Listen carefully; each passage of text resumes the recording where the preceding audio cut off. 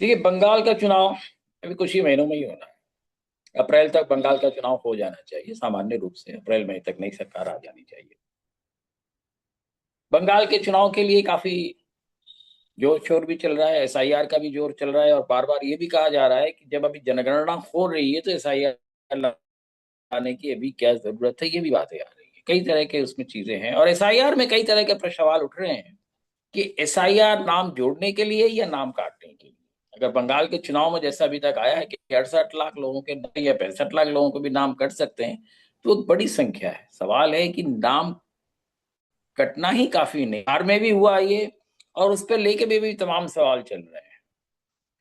तो बंगाल में क्या नाम कटने या से ज्यादा नाम जोड़े कितने जा रहे हैं, ये भी बहुत महत्वपूर्ण है, क्योंकि कहा जा रहा है कि 2003 में कोई जो वोटर था या उनके परिवार का कोई वोटर था, वो अगर वोटर रहेंगे तो उनकी कोई और दूसरी तरह की जांच नहीं की कहीं की जरूरत पड़ेगी और वो अपने आप वोटर हो जाएंगे। बस ठीक है, वहां तक तो सही है। पर ये एसआईआर के तहत कई चीजें जो फैलाई जा रही है, किस तरह की चीजें हो रही हैं, कई तरह की अनियमितताएं भी उसमें दिख रही हैं, उसकी जरूरत है। अब बंगाल के चुनाव में क्या उसका असर क्या पड़ेगा, और और क्या उसी तरह असर पड़ेगा पड़ा है, ये भी देखने की चीज है। और वो है दूसरी चीज, बंगाल में एक चीज और हो रही है। बंगाल में अभी एक मैं समझता हूँ कि बड़े मैवरिक का किस्म के एक एमएलए हैं, जो कभी कांग्रेस फिर बीजेपी में भी थे, आजकल तृणमूल में हैं। उन्होंने वहां एक बाबरी मस्जिद बनाने का ऐलान किया और उसको लेके काफी हंगामा हो रहा है। और सबसे अच्छे काम मेरे ख्याल में उसमें ममता बनर्जी ने किया कि उन्होंने कहा कि हमें इससे कोई मतलब नहीं कौन क्या कर रहा है, जिसको जो बनाना हो बनाए। ऐसे एक जो सरकार के तरफ से जो एक विरोध होता है वो वहां उस पर खत्म हो गया, ये एक अच्छी बात है। पर दूसरी चीज है, जिस तरह आने की वो कोशिश की जा रही है, क्योंकि जिस एमएलए की बात की जा रही है उसका भी ट्रैक रिकॉर्ड जो है कोई बहुत अच्छा रहा है ऐसा नहीं रहा है। अभी भी कहा जा रहा है कि उन्होंने इस मस्जिद के नाम के 50 करोड़ रुपए तो कम से कम उठा ही लिए हैं, हो सकता है और ज्यादा भी किए हों। तो ये अगर सिर्फ पैसे उगाने की बात है और पैसे उगाने के जरिए इस संप्रदाय को बहकाने की बात हो रही है, मैं समझता हूँ इससे न उस संप्रदाय का भला होना है और बंगाल का भला भी नहीं होना। दूसरी चीज के सिर्फ बंगाल यहीं तक बंगाल के चुनाव जो है सीमित नहीं है। सवाल है कि बंगाल में जो खास करके माइनॉरिटी है वो किसके साथ जाएंगे।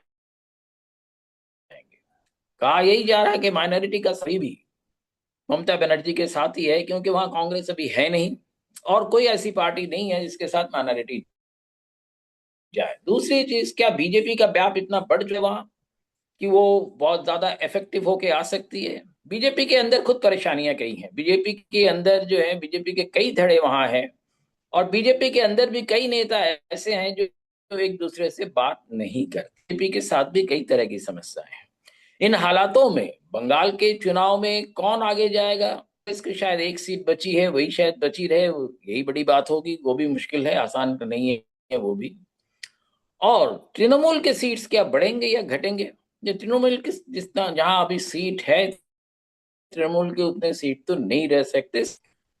जो लॉजिक है उसके हिसाब से, सामान्य तर्क के हिसाब से, जब आप एक ऊपर के स्तर पर पहुंच जाते हैं उसके बाद आपको नीचे ही आना होता है। उस तर्क के हिसाब से भी तृणमूल के उतनी सीटें नहीं आ सकते इस चुनाव में जितने की पिछले चुनाव में आई थी। ये भी एक स्वाभाविक सी चीज है। तो बीजेपी की सीटें बढ़ेगी, लोग कह रहे हैं कि बीजेपी की सीटें बढ़ेगी, आपके बीजेपी भी कहती है कि हमारी सीटें 130-140 तक आ जाएगी। ब्रेक्स बीजेपी की पिछली बार भी नहीं आए, उन्होंने बड़ी कोशिश की थी, तब भी उनके करीब 75-77 सीट ही आए थे। और आज भी जिस तरह के बीजेपी के वहां हालात है और बीजेपी की जो अभी एक्सेप्टेबिलिटी बंगाल में जिस तरह से नहीं है, तो बहुत कम है वहां पर जिस तरह से, तो इसलिए आज भी नहीं लगता है कि बीजेपी की सीटें जो हैं उतनी बढ़ पाएगी। कई लोग तो कहते हैं कि बीजेपी की सीट जो है 50 के अंदर, कुछ लोग कहते हैं जितने पिछली थी उतनी रह जाएगी, नहीं 70-75-77 ऐसे ही कुछ रह जाएगी, वो बात अलग है।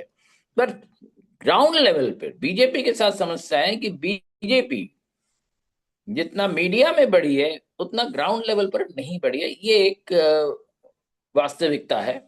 और इसको देखते हुए ममता बनर्जी की अगर आप स्ट्रेटेजीज को देखें या ममता बनर्जी ने सिर्फ यही कोशिश नहीं की कि मुसलमानों को ही साथ रखना है, ममता बनर्जी ने वहां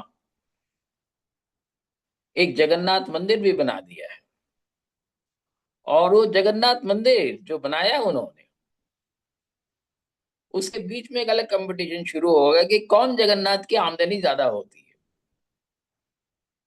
तो ये भी अपने आप में एक बड़ा इंटरेस्टिंग चीज है, क्योंकि बंगाल के और वो उड़ीसा पुरी से वो जगह कोई 200 किलोमीटर भी नहीं है। इसलिए बंगाल के काफी लोग जो है जो पुरी जाते थे, और पुरी न जाके उसी नए जगन्नाथ मंदिर में जा रहे हैं। और निश्चित है इससे पुरी में एक परेशानी हो गई कि पुरी का जो सबसे बड़ा जो भक्त सबसे जो ज्यादा साल से जाते हैं, तो पुरी का सारा व्यवसाय, चाहे होटल का हो चाहे मंदिर का हो, सारा कुछ बंगाल के जो लोग जाते हैं, तीर्थ यात्री हो चाहे टूरिस्ट हो, जो भी आप कह लीजिए, उस इसके वजह से पूरी की इकोनॉमी चलती है। अब नई जगह पे जो ये इकोनॉमी बन रही है, और वहां भी हम जो है ऐसे देख रहे हैं कि वहां भी होटल बनते जा रहे हैं, और उसी तरह से सेवायत हो रहे हैं, उसी तरह से प्रसाद दिया जा रहा है। इन सारी चीजों के साथ ममता बनर्जी ने हर घर घर में इस मंदिर का प्रसाद पहुंचाया। बंगाल के हर घर में सरकार के तंत्र से, अपने पार्टी के तंत्र से लोगों के घर में पहुंचाया। तो सवाल ये है कि जगन्नाथ जी की ये जो कंपटीशन चल रही है, इसका लाभ किसको मिल रहा है? सामान्य लोग कहते हैं अरे ममता जी हमारे घर में जगन्नाथ जी का प्रसाद पहुंचा गई। तो ममता जी का जगन्नाथ प्रसाद पहुंचाने का जो एक सूक्ष्म बात है, लोग नहीं समझ रहे हैं। ममता जी बीजेपी का जो हिंदू वोट है, उसको भी काटने में काफी कामयाब नजर आ रही है। अब कितना होगा या नहीं होगा ये तो चुनाव में दिखे। में अगर आप कहें, टीएमसी आज भी बंगाल में सबसे ज्यादा सशक्त दल है, क्योंकि वामपंथी दलों की उन्होंने कई बार कुछ पिछले चुनाव में उन्होंने अपने कुछ अस्तित्व दिखाने की कोशिश की थी। कई अच्छे कैंडिडेट्स भी आए, और उनमें से कई बड़े युवा नेता अच्छे उभर कर आए, पर चुनाव में वो काम उतने कामगर नहीं हुए जितने कि सामान्य रूप से किसी राजनीतिक दल को होना चाहिए।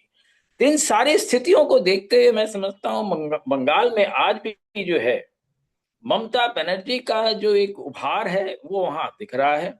और ममता बनर्जी का जो पैठ है सिर्फ मुस्लिमों में ही नहीं है, ममता बनर्जी जो है हिंदुओं के दिलों में भी काफी अपना जगह बना चुकी है। और ये बीजेपी के लिए ये बहुत आसान बात नहीं है कि आसानी से उन चीजों को ममता बनर्जी का काट करके अपने को नई तरह से स्थापित कर सके। तो इन सारी स्थितियों में समझता हूं कि बंगाल के चुनाव, ये जरूर है कि इस बार भी अगर चुनाव होगा, क्योंकि कांग्रेस करीब हाशिए पे है, तो कांग्रेस उस हालत में तो नहीं होगी कि टीएमसी को कोई चैलेंज दे सके। टीएमसी और कांग्रेस में के बीच में कोई ऐसा अलायंस होता हुआ फिलहाल नहीं दिख रहा है। वामपंथी दल अलग चुनाव लड़ेंगे, और वामपंथी दल और कांग्रेस साथ जाएंगे या नहीं जाएंगे अभी कहना मुश्किल है। और जाएंगे भी तो कांग्रेस उसमें कितना कर पाएगी? पिछली बार भी उनकी टैक्सिट अंडरस्टैंडिंग थी, उसमें बहुत ज्यादा कुछ कर नहीं पाई। इसलिए चुनाव जो है वो सामान्य रूप से ममता बनर्जी की टीएमसी, तृणमूल कांग्रेस और भारतीय जनता पार्टी की नहीं रहेगी, इसमें कोई शक नहीं है। नतीजा क्या होगा ये आगे देखने की कह रहे हैं कि अगर आखिरी चुनाव भी हुआ तो ये चुनाव उनके फेवर में जाएगा, ऐसा दिखता है। अब आगे देखने की बात है। और इस बीच एक चीज और बता दो, वंदे मातरम की बात हो रही है, 150 साल वंदे मातरम की। ममता बनर्जी ने अभी विक्टोरिया मेमोरियल पे उन्होंने वंदे मातरम कितना खूब, वो भी बंगाल के लोगों के दिल को छूता है। तो आगे देखना है ममता बनर्जी अब बीजेपी में से बंगाल की डोर कौन संभाल पाता है। ये तो खैर चुनाव के बाद ही कहा जा सकता है। इस पर मैं समझता हूँ कोई ज्योतिषी बता पाएगा कि कुछ सही सही क्या हो सकता है। पर सामान्य रूप से स्थिति यही है कि इन दो पार्टियों के बीच में चुनाव खास करके रहेगा, और इन्हीं के जो भी रिजल्ट आएंगे वही दिशा तय करेगा। धन्यवाद।